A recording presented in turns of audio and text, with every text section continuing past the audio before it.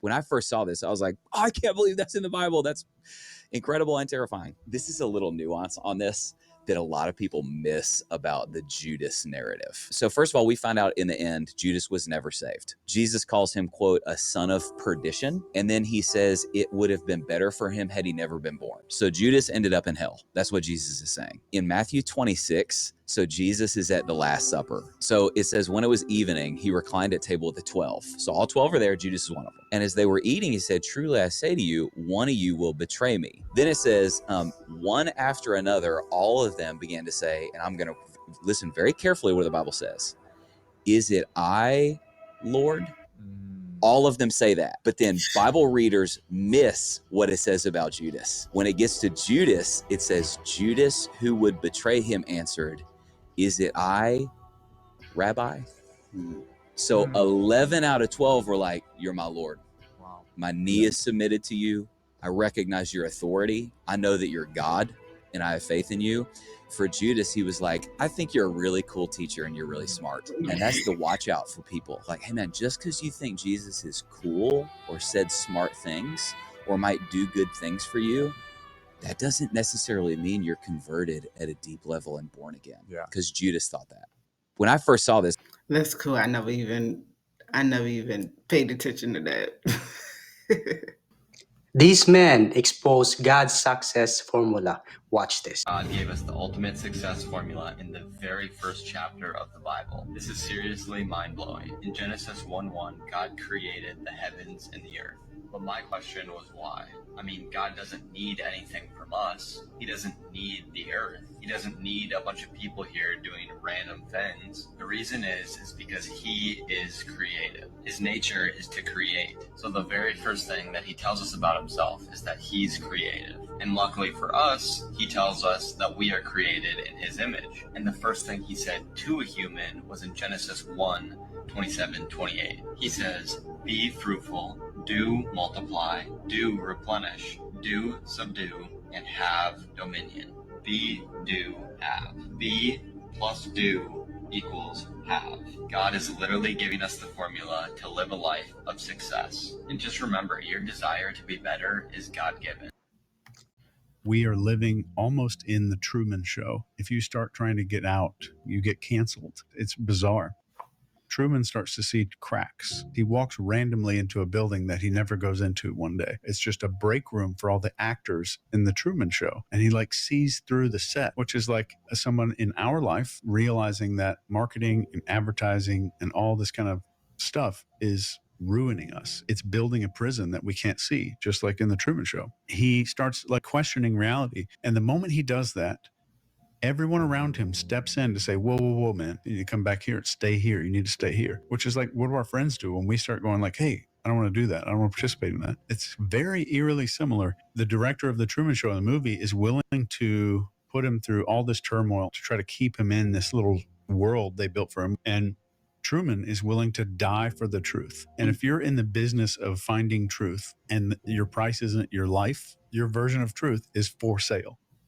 And there's a technique where you can you touch your heart like this. When you touch your heart, your awareness will always go to the place where you feel the touch. So when you call your attention into your heart center and you slow your breathing, just a few breaths slower than usual. When you slow your breathing, it tells your body that you are safe. You're in a place that's safe. And when you're safe, it's a switch. It's like an emotional trigger that frees the rejuvenating and the healing chemistry in the body because the stress and survival chemistry is not needed. So when you slow your breathing and focus in your heart, that is the doorway to that heart intelligence. And if you ask your brain a question under pressure, your brain will go through the logic and the ego loops that will keep you from making the answer. When you ask your heart, the heart's not a polarity organ. So you consciously free yourself from those loops into what is called heart intelligence. And generally your heart will answer before you even finish the question. And there's a tech. We have to stop living in survival mode. I'm telling you, it will stress you out. So y'all try this technique, but we gotta stop living in survival mode.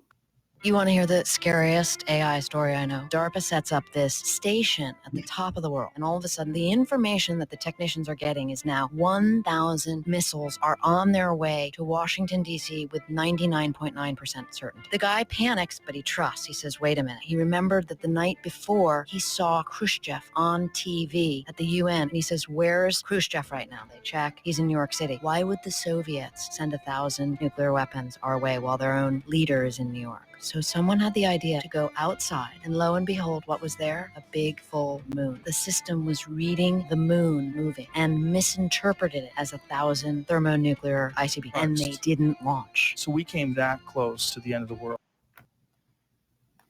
You are sitting on the actual stones that Jesus walked on from the upper room to the Garden of Gethsemane. These stones right here? These are the actual Roman stones. This is the road that Jesus walked on down to Gethsemane. I gotta tell you, one year I was walking down these steps and I stopped right about here and I looked over there and all of a sudden it hit me. What was going through his mind when he left the upper room and he came to this point where he saw the garden and knew he'd be back up here at Caiaphas's house. He knew he's gonna come this way again. And I asked myself, what was he thinking about? And then it hit me.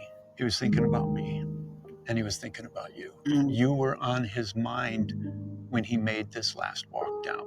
You were on his mind. You were the reason that he did this. You are sitting. I would love to walk those stairs one day. I'm telling you, I would probably cry like a baby. I would love to walk those stairs one day. I can't imagine. I can't imagine that feeling. I can't. Candy? You already know if I'm going to take it? Wouldn't be much of an oracle if I didn't. But if you already know, how can I make a choice? Because you didn't come here to make the choice. You've already made it. You're here to try to understand why we made it. Here are 5 steps you can follow to see miracles instantly. And I can tell you, you will see them almost immediately from the moment you attempt to do this. First, surrender the version of you that has been striving for the approval of people. Instead, say now, I only want the approval of the Creator. Number 2, surrender the part of you who constantly dims their light so other people don't feel insecure around you. Say now, my power is endless and I will be authentic to myself, even if it makes others uncomfortable. Number 3, let go of the version of you who stays quiet just to keep the peace. Instead, say now, I desire to be a channel and will always speak from a place of care and love. Number 4, surrender the part of you who takes the blame for things that were never yours to carry. Instead, say this, I allow others to fall so they can experience their process. And number 5, always have certainty in the light of the Creator. This old version of you served its time. It was meant to be, but it's not who you are anymore. You don't owe anyone your silence, your shrinking, or your suffering. You were not born to be the effect of anyone. You were born to reveal the light of your infinite soul, and the world will love you for it.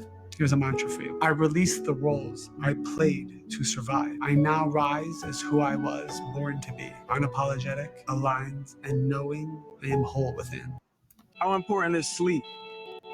Oh, well, sleep, we need to stop really looking at the concept as sleep because we get a misunderstanding of what the whole process is. So it's really all about fasting. So yes, fasting is important because every time we go to sleep, every time we close our eyes, every time we shut the digestive system down, the body automatically goes into repair. So the more waste, the more toxins that are in the body, then the body needs more time to sleep. The less waste in the body, the less toxins you have to process, less time you need to sleep. So, if you want to live a longer life or at least have more time to live, then keep your body clean and, you won't have to go 8 hours into the body shop at night. Looking at it, nigga. Boy, y'all not this music, gang. But we do not want that smoke with y'all. Oh, God, we do not want that smoke with y'all. Hey, whatever he said, you don't got no voice in the game. Looking at it, nigga. Boy, y'all thought this was a game. That is but so we do not want that smoke with y'all. Oh God, we do not want that smoke with y'all. Hey, whatever he said, we don't got no question again. Remember this. If older people don't listen to younger people, they become slow amongst older people. When younger people don't listen to older people, they become slower amongst younger people. If young people would listen to older people, they move faster amongst younger people because you got advanced knowledge. Right. And when older people listen to younger people, we move faster in the older world because you got new knowledge. So when we listen to each other, we all grow, and that's called culture. I agree 100%. I just spent my morning at the local police station, and I finally just got back to my farm. If you're wondering why I was at the local police station, it's because a very prominent creator on here has incited mob violence against me, my property, and my family. Last night, the mob was sicked on me and my mom's phones. We couldn't use them. The amount of comments being left on my social media accounts right now make it unable for me to use my accounts at all. I have had people threaten my life multiple times. For those of you who did that, I did take screenshots of it and provide it to the police. It has now been filed in a report. I've had to speak to an attorney. This individual continues making reels about me because it gets him more views than his other videos do. So I expect a third video tonight so he can get more followers and feel better about himself when he lays down to sleep. If you're wondering why this individual is after me for spreading misinformation, you're actually not going to believe this. This individual doesn't like what I've been posting to my Facebook page. I don't know about you, but when I don't like what someone's posting to their Facebook page, I move on. I don't incite mob violence against them, dox them, and have their family threatened. Oh, and I've also had my farm and farm stand threatened. This individual doesn't like on my Facebook that I preach not spraying pesticides or glyphosate or Roundup of any kind on my property. To this person, glyphosate and Roundup is fine to manage invasive species. Spraying is okay to him. That's fine. That's an alternative viewpoint to mine. That's okay. But to him, for me to have an alternative viewpoint from what he thinks, that's not acceptable. So he wants to threaten me. He's DM'd every single account I own and has threatened me to either remove these posts to appease him. If I don't remove these posts, according to my holy overlord, he will not stop doxing me and ruining my life and my business. If this is the type of person you want to follow to get your environmental information, be my guest. You will never catch me doxing somebody on my account, going after someone and their livelihood to prove my point. The truth doesn't need to be proven in that way. I now have to have the police on alert for my property here. And the last thing I will leave you with to just show you what kind of person this is. First 10 seconds of his video he recorded of me yesterday comments on my appearance. It actually comments on my hair. You will never, ever catch me posting a video on this page where I comment on somebody else's appearance. And if that doesn't tell you the type of person that he is, the type of bully that he is, then be my guest. See yourself out from this page. All I am trying to do here is save the bees and the butterflies in the way that I feel called to do. I should be allowed to do that without having my life threatened. And for his private Facebook page that he has, people are leaking screenshots of it to me in emails. Women are sending me emails. They are afraid for my safety, for the mob violence that is being encouraged in his Facebook group. He is at the helm encouraging it. The police have been updated on the situation. They are now monitoring it. And my attorneys have been consulted. Think carefully before anybody else comments that they would rather see me dead or that I kill myself, because I've had plenty of you tell me that in the last 3 days.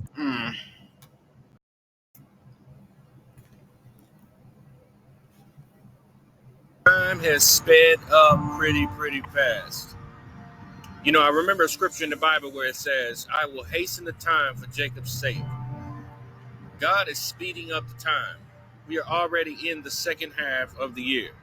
Yeah, July. Pretty soon, when you wake up, it's going to be August. Then it's going to be September. Then it's going to be November. But we got to understand, whether you're a believer or not, time has sped up. If you believe that time has sped up, it's because it has sped up. A lot of people are not realizing is that these days are speeding up because it's a prophetical time clock that God has set. Time is sped up because God is about tired of this generation. God is tired of this world. God is tired of the God is tired of the government. He's tired of the churches. He's tired of the entertainment business. He's tired of religion. And most of all, he's tired of evil. I don't think anybody needs to be reminded, but time is running out for you and for me. Whatever loose ends you got to tie up, you need to do it. If you have any T's you need to cross, and if you have any I's that you need to dot, you better do it now. This is not doom and gloom. This is a call for circumspection, which means check yourself, which means slow down, which means pay attention to what you're doing with your hands, what you're doing with your feet, and what you're speaking with your mouth, and what you're thinking with your mind. We are all being attacked on every level: physical, spiritual, emotional, social, anything you can ever think of, we are being attacked. Now, a lot of people are dealing with stress. Everybody handles stress different. Some people eat ice cream. Some people eat a lot. Some people drink. Some people watch TV. Some people go for a walk. Some people work out. And some people just don't do anything. The world has lost its mind. It's lost its ever-loving mind. Now, if you haven't paid attention to the news, there are a lot of things going on that a lot of us haven't seen before. A brother just unalived his grandmother the other day. A lot of us have dealt with that, but a lot of us have not dealt with that. Somebody just lost their mom today. Somebody just lost their dad last night. Somebody's son didn't come home. Wake up. Wake up. Reality's knocking on the door. And you need to usher out reality and usher out fantasy and let in reality. Okay? A lot of you don't have jobs. A lot of you don't have a home. A lot of you don't have food. A lot of you don't have clean drinking water. A lot of you don't trust the government. A lot of you don't trust your pastors. A lot of you don't trust the people that you once loved. A lot of people don't trust anything going on around them. And it's rightfully so, because the Bible says, cursed is man who have trusted man.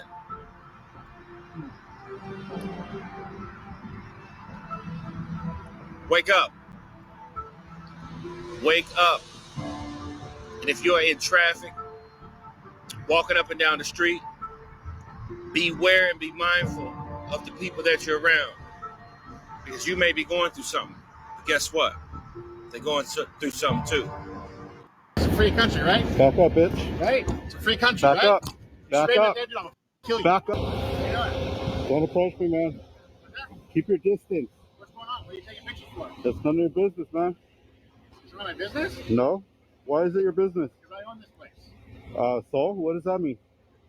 Can I ask you what you're taking pictures for? It's none of your business. Yeah, I'll call the cops. Yeah. Okay. Good luck with that one. Excuse me? Good luck with that, man. Well, you're on my street, so get off. No, I'm not on your Yes, street. you are. We own the street. He coming over there like he Really? about to do Yes, we something. do. Where's the private property? Yeah. You guys own waste management? Yeah. You own waste management? No, I own the street you're standing on. I don't think so, man. Yes, it is. I don't It's an think so. easement. Get. I don't think so. Get. Don't approach me, man. Get off my street. Don't approach me. Get off my street.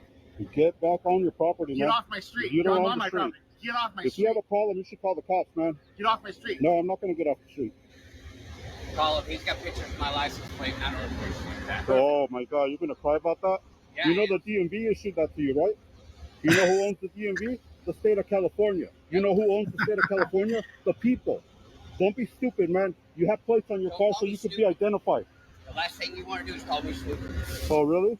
Yeah. Okay. All right. You're going to look really stupid right now calling the cops. On West and East Street, I have a guy stand here taking pictures of all the vehicles. And people's license What a plates and all crybaby. kinds What a crybaby. of stuff. Yeah, right? He is? I watched that. I watched that on YouTube all the time. First men, they're hysterical. Yeah, they got, oh, watch, man. They tell cops to go take rocks. Hey, I'm going to give you my info in a minute, but these guys made a fool of themselves right now. They just called the cops and told them that I was on private property. Get out of here.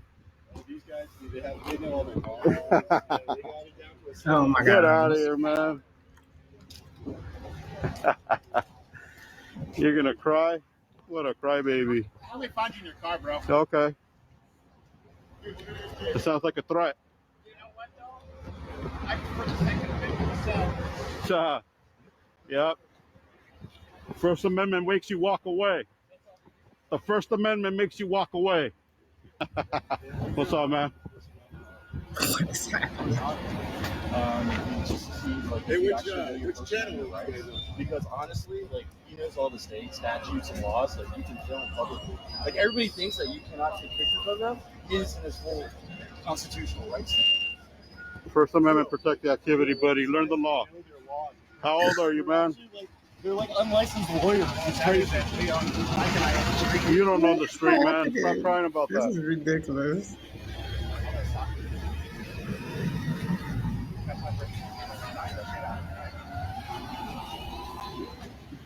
This is ridiculous.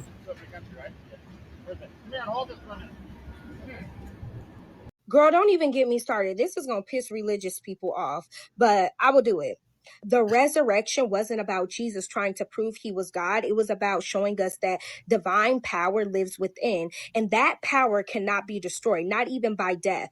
They killed him because he was dangerous to the system. He was waking up people and reminding them that God is in them and not some being above them. And when he rose again, it wasn't to say, worship me. It was to say, look, this is who you really are too. You're not just flesh, you are a spirit, you're eternal. The resurrection was about rebirth, showing that even when the world buries you, even when people betray you or try to silence you, you can still rise in power. That's what Jesus represented. Not religion, not sacrifice, but transformation. He didn't come to be praised, he came to be mirrored so we could remember what's already in us. Follow me for more spiritual awakening content.